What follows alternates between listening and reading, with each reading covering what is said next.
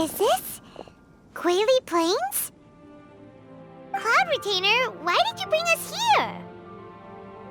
Ganyu is of course familiar with the name Guizhong, but have you ever heard of her? Guizhong is another name of Agentis, the god of dust. She was extroverted in nature and adored social gatherings and inventions alike. Long ago, this region was yet a prosperous assembly. Guizhong often invited her friends to visit her home, reserving for us seats around the largest stone table. Sea Gazer would always bring out his latest treasure and place it upon the table. He could be quite the braggart. Though usually a mild-mannered fellow, when it came to those collectibles he was so fond of, he always loved to show them off. Paimon remembers that name. So that's what Sea Gazer was like. He was an old friend and a former rival. One has many memories of him. Once he had brought out the treasure, it would predictably become the center of attention. Neither Guizhong nor one was content to let him just steal the spotlight. So we would then also present our proudest mechanical creations. As Adepti, we were each gifted in our own ways, and naturally proud of our accomplishments in our respective fields of expertise. As a result, one often quarreled with Sea Gazer. His treasures were not even of his own making. He just used his exploration skills to dig them out of the ground. How, pray tell, could he compare to me, when every single one of one's accomplishments were crafted by one's own hand? Cloud Retainer, you are getting competitive again. One digresses. Regardless, every time an argument occurred, Guizhong would come over to watch us during our mutual lambastics. On some occasions, she would join in, and on others, she'd take one of us by the limb and start uttering the most ridiculous nonsense. What kind of nonsense? No kind of nonsense were we spared. Sometimes she would brazenly opine, why argue between yourselves when neither of you could ever hope to beat me? Other times, she would make unsolicited suggestions, such as, once you two are done arguing, let's go to the foot of the mountain and grill some meat. She always sought to make everyone happy, and one must say, she had quite the gift for it. No matter what nonsense she said, one never felt bothered or offended. It also helped that she never referred to one as that illuminated bird or ladybird. Come on, get over yourself! Anyway, just as our impassioned arguments would reach the apex of acrimony, Marchosius would bring his delectable dishes to the table. Who would dare snub the stove god and his wondrous creations? At the sight of him, we would all immediately drop the argument and prepare the table for a night of feasting and drinking. Back then, one was always bothered by how the cups Rex Lapis brought were always too square for one's taste. Can you see yourselves ever enjoying a drink from a square cup? Precisely. So, as you can see, even one as great as Rex Lapis was not immune to making the occasional blunder. Even one could never find fault with Marchosius's cooking. As we ate, Guizhong would continue to find topics for conversation, filling the table with humor and laughter. Each of those old fossils had their character flaws and points of obstinacy. So why was it that whenever we dined together, we always had a marvelous time? We would drink together from a spot high in the mountains until the moon set and the sun rose, and only then would the banquet finally come to an end. Streetwood Rambler would often remain to admire the flowers with Guizhong before returning to her own abode. The glaze lilies were far more abundant back then, Entire fields of them would appear to the eye as a veritable sea of flowers. Street word rambler? That would be Ping. You probably know her as Madam Ping. Oh, okay. Wait, this is a lovely story and everything, but didn't we come here to find that Adeptus from Mr. Dvorak's story? Or are you saying that it was Guizhong? Didn't she, already, Alas, long has one avoided this place for precisely that reason. The sights here are a reminder of a time long gone, and evoke much sorrow. One should have guessed that you would disrupt one's poignant moment of mourning with your incessant questioning. No matter, one will share the whole story with you now. In times gone by, one quarreled oft with Guizhong concerning mechanical principles. We each had our ideals, and neither would yield. Under the pretext of a social gathering, one invited the impartial Rex Lapis to judge the quality of our creations. But Rex Lapis declared that Guizhong's Obscuro Vulpus mechanism was superior. Though one was too proud to acknowledge it, in one's heart, one knew that Guizhong was indeed the superior talent in the mechanical arts. As for the story between Guizhong and Streetward Rambler, that begins with a certain bell. In Guizhong's opinion, while mechanisms were no substitute for human composers, they were yet capable of producing simple but fine melodies. But Streetward Rambler believed music to be an expression of the soul, an emotional enterprise that could never hope to be replicated by machinery. They argued endlessly, until one asked Rex Lapis to intercede. He confiscated the bell and designated it for ceremonial use. Thereafter, one would often find them convening in the mountains, discussing music, mechanics, and all the affairs of the mortal world. But these good times were not to last. War broke out between the gods, and soon engulfed the Guili Plains. Guizhong was overpowered by the enemy, and fell in battle. When Streetwood Rambler and I arrived at the scene at long last, all that remained among the ruins was her lifeless body. After this, at Streetwood Rambler's request, Rex Lapis granted her the cleansing bell for safekeeping. To honor our friend's memory, one made a few finishing touches to her ballistic device. Many lantern rites have passed since then. Many greetings and goodbyes. Upon what do you gaze? The Guili Plains? No. It's everything.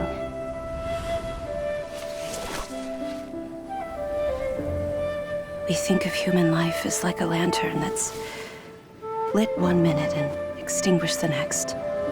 But are we Adepti so different?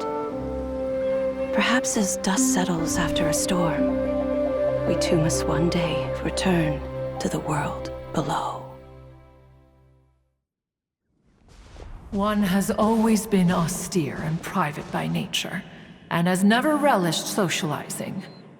One's dealings with Guizhong were born out of discussions on the discipline of mechanics. What? You have loads of friends, and you seem pretty chatty. Just because one is not ignorant of social graces does not mean one is fond of them. One is perfectly capable of partaking in conversation despite being introverted. But in the end, one is nothing like Streetward Rambler. She is dauntless but thoughtful, not to mention eloquent and wise. Moreover, her friendship with Guizhong was far greater than one's own. Back when they were rivals, they would often compete against one another in the realm of musical composition. That cleansing bell was one of Guizhong's proudest works, having the ability to both compose and perform. Wait, that's weird. Didn't Madame Madam Ping say she pestered an old friend for that bell? And she also said something about being a vain beauty when she was young or something. Streetward Rambler, a vain beauty. My foot. That bell has a sad history. Clearly, she refrained from sharing with you the truth of its origins, since the right time had not yet come. As for her old friend, who else could it be? As soon as Streetward Rambler heard that a certain Zhang Li wished to borrow the bell, she realized that the man was none other than Rex Lapis, and that he had made an enormous decision. After all, we all have known each other for several millennia. Some things between us are implicitly understood. Whoa! So they were talking in secret code? Oh, Paimon did not see that one coming. Enough of your intrusions. Where was one up to? Ah, yes. One remembers now. The cleansing bell is powered by a mechanical art, and can be used to great effect as an accompanying instrument. After the passing of its creator, it was used on numerous occasions during rites of parting. But Streetward Rambler did not acquire it from Rex Lapis for the purpose of producing further funerary tunes. No. Each time she rang it, it was to play the tune that Guizhong composed on it. The two once clashed over their beliefs about the meaning of music. Who would have thought that with Guizhong's passing and Streetward Rambler's mourning, two tunes composed in discord would eventually become one harmonious composition? Once upon a time, Streetward Rambler also loved gatherings, liquor, and music. But after Guizhong passed, she preferred her own company. She could often be found sitting alone at a mountain summit, contemplating and reminiscing with her zither. The music would go from mournful to soothing to impassioned. Many years passed before she finally composed a melody to her satisfaction. In celebration, she played the tune to the clouds. Regrettably, one has only ever heard her play that tune once. Which brings one back to the matter you've been investigating. Perhaps it was during that performance that the ancestor of your Fontaine friend fell into the water and was saved by Streetward Rambler. But if she was so happy with the melody, why would she only play it once? One was also greatly perplexed by this. After suppressing one's curiosity for a long while, one finally approached her and asked why she would retire the tune after having spent so long on it. In response, she said, "Though the strings that played that melody survive, the one who inspired it is gone. Tell me, Cloud Retainer, when the one attuned to my soul is no longer here, who else could hope to understand this tune?" Aw, poor Madam Ping. I just remember being taken care of by you when I was young. Once the Archon War came to an end, I stayed behind in Liyue Harbor to honor my contract. Although I met Guizhong a few times, I never knew anything of this particular story. Guizhong was quite the visionary, but tragically passed before her time. Her manuscripts still lie unfinished in the realm of clouds. Blank pages give one cause for contemplation on what might have been. Had you not decided to search for that mystery Adeptus, perhaps these stories, too, would have been lost to the sands of time. As of now, you know the truth. That the Adeptus who rescued the drowning man was none other than Streetward Rambler. Do you intend to discuss this with her? Do you mean Ping might find the topic too distressing? Precisely. The passing of our old friend is a heavy topic that both of us are usually careful to avoid. If I may be so bold, Cloud Retainer, could it be that this is just your own personal opinion? Oh? How so? I've been in Liyue Harbor for quite a long time now, and I've witnessed many farewells along the way, so I too am well acquainted with the pain of the passing of a loved one. But this doesn't bring the city or its people to a standstill. They have to keep moving forward. Someone as perceptive and wise as Ping will surely have come to understand and embrace this. Though these immortal mountains have lost an Adeptus, the harbor of mortals has gained a wise elder. No loss can ever be undone, but there is always much that can still be gained.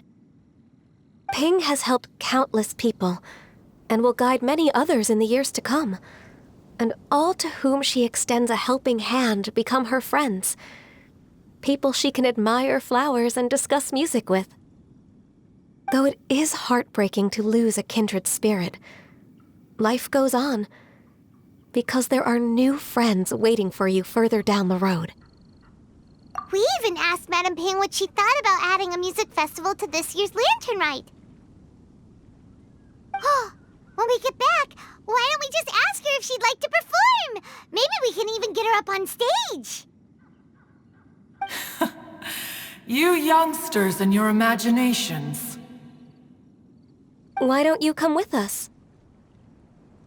It's been a long time since you last spoke with Ping, and Liyue Harbor is always decorated so beautifully during the festival period. Is not every Lantern Rite the same in this regard? Were there ever anything new to discuss, one in Ping could meet any day of the year. I disagree.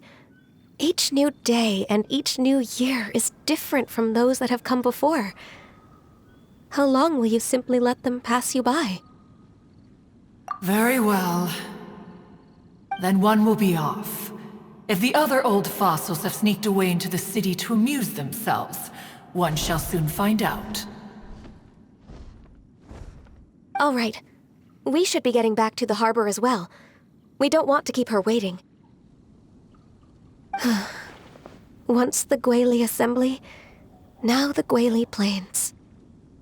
Say, if we planted flowers there and cared for them carefully enough, do you think that one day we'd be able to recreate the sea of glaze lilies? Allow one to take back one's praise from a moment prior. You are still far too given to flights of fancy, child.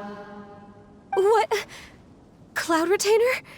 You were still listening? One observed that you were making no effort to leave, and returned to chasten and hasten you.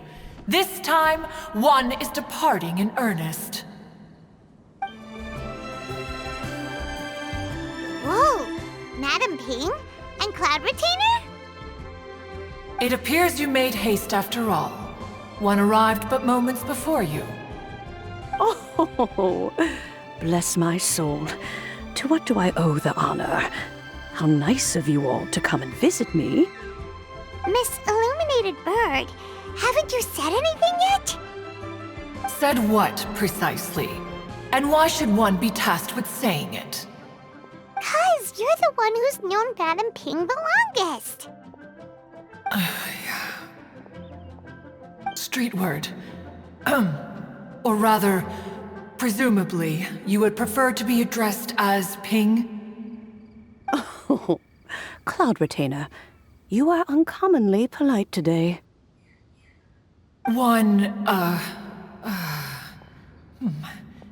Given that Lantern Rite is almost upon us, the weather in the city is most pleasant, and a sweet floral fragrance lingers in the air. Ganyu, please continue from here. Huh? All right.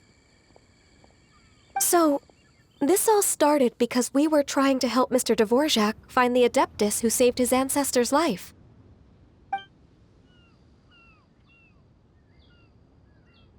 Cloud Retainer informed us that the one who played that melody and rescued the drowning man was none other than yourself. Let me think. Yes, I do believe I recall that encounter. What a long time ago that was. I'm surprised that you still remember it. Even more astonishing, perhaps, is the fact that this story has survived this long at all, when mortal lives are so very brief. It appears that she has proven herself right once again. Who's she? We like to call her Guizhong. From the look in Cloud Retainer's eyes, I sense that she has already told you all about her. Albeit reluctantly, one might add. There is no harm done. After all, Lantern Rite's very purpose is to commemorate the heroes who gave their lives for Liyue. Although Guizhong did not live to see the splendid sights of today, she was as much a hero as any other. So how has she proven herself right again exactly? Once upon a time, she said to me that humans were a weak form of life that she wished to protect with her wisdom. But as she interacted more and more with them, her opinions on them began to change. She marveled at the beautiful complexity of their spirits, the sheer splendor of all they could accomplish through their hard work and intelligence. She told us that to underestimate human potential would be to make a grave mistake. With the smallest amount of guidance, enormous power can be unleashed in them. And a human who has reached their full potential may well be her equal. Someone who could have as much to teach an Adeptus as to learn from them. She always had a way with words. That her mechanical accomplishments were judged superior to one's own was, one suspects, in large part due to her sheer eloquence. Speaking of mechanics, Cloud Retainer, do you still remember that potted plant mechanism? The one that the two of you gave me as a gift? Of course. Guizhong and one both put an immense amount of effort into that gift. It would be no overstatement to call it a testament to each of our individual technical genius. As Guizhong once said, it takes every blade of grass and every flower to make a homeland. When I see the sight of Liyue Harbor before us today, I am reminded of this. Madam Ping looks very emotional right now. Of all of us, it was Guizhong who was the fondest of these grand and exciting occasions. If she were still with us, I'm quite sure she would still be trying to best Cloud Retainer's finest works at every opportunity. Liyue Harbor is always filled with the sound of music at this time of the year. If she were here, one is certain that she would seek you out to discuss and debate the virtues of various melodies. Oh yeah, music! We've been dying to ask. What was the melody that you played back then? Oh, also, with you being such a music expert and all, why don't you join the concert as a performer? I can make arrangements right away. Oh, as much as I don't wish to dampen your enthusiasm, it's been a long time since I played this zither. My fingers don't have the dexterity they once did. And whenever I play that tune, it always reminds me of her. I start wondering what she would think of the changes I have made to her melody. There was a period of time whenever I started strumming, It almost felt like she was back again. Sitting right there on the stone stool next to me, chatting away. Skybracer and Seagazer too, looking just like they did in the old days. No matter how much time goes by, the moment that melody starts playing, it transports me right back to that time in my memory. So the past still weighs heavily on your heart? Well, I would be lying to myself if I claimed to have completely moved on. But that is not to say that grief doesn't get easier with time. Despite the sadness, I have found many things that bring me joy in life. It is simply the nature of the world in which we live that even if one wished to mourn for an eternity, it would be a nigh impossible feat. Just look at this potted plant. Isn't it stunning? It takes an honest and open mind to confront and conquer grief. You have indeed made progress. Be that as it may, I shall leave the Lantern Rite stage to the youth of today. Well, if you're sure. Granny! Whoa, what's everyone doing here? Did something bad happen? Ah, and now we've spooked Yanfei. No, everyone's just here to give me their regards for the holiday. Oh, that's wonderful, I'm glad!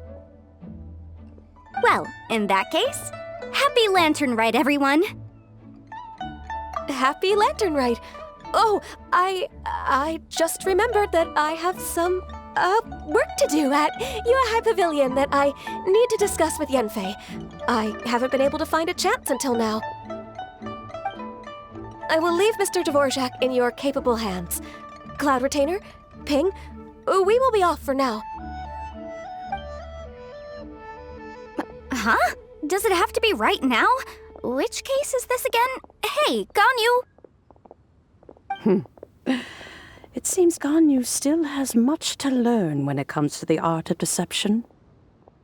What a pity. She has learned nothing of one's ability to carry a conversation. Since it's been so long, Cloud Retainer, why don't you stay? I'll make a cup of tea and we can chat a while. Gladly. This was one's intention as well. When you next see the Fontaine musician, please give him my regards. I'd like to wish him the very best with the concert. You got it, Madam Ping. Thank you all. I think you've listened to enough of my nattering for one day. As for that melody, I will play it for you all another time. Goodness knows I need to practice it first. Wow, that'd be great! We'll look forward to it. When that time comes, wherever her spirit may be among the countless grains of sand and specks of dust between the harbor and the mountains, perhaps she will look at the Liyue of today and steal a smile when she sees the prosperous land that it has become. All right, let's go tell Mr. Dvorak the news. Ping, what say you to convening more often in the future? That would be quite wonderful. But I must say, after all this time, I've grown quite accustomed to the harbor. When we are to meet, I shall have to trouble you to make the journey to the city. You sound just like Shenhe. The child is constantly telling one all sorts of stories from the city, as if one was partial to them. Have you ever considered moving to the city, Cloud Retainer? There are plenty of people here to talk to. I think you would find it quite the antidote to the monotony of solitude. And if you looked around, I suspect you would find some young minds with an interest in the mechanical arts. Some of them even worth training. We shall see.